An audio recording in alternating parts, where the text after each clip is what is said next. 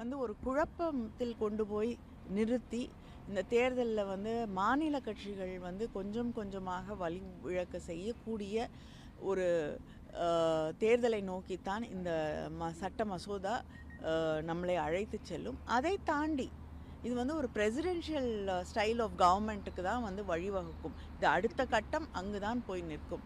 இது அதனால் வந்து நம்மளுடைய மாநில சுயாட்சிக்கு அடிப்படை உரிமைகளுக்கு எல்லாவற்றிற்கும் எதிராக கொண்டு வந்து வரப்பட்டிருக்கக்கூடிய ஒரு மசோதா.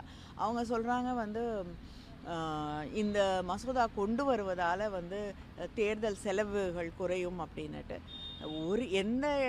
பல மாநிலங்களில் ஒரு கட்டமாக தேர்தல் நடத்த முடிவதில்லை. கிட்டத்தட்ட 7 கட்டமாக 6 கட்டங்களாக தேர்தல் நடத்துகிறார்கள்.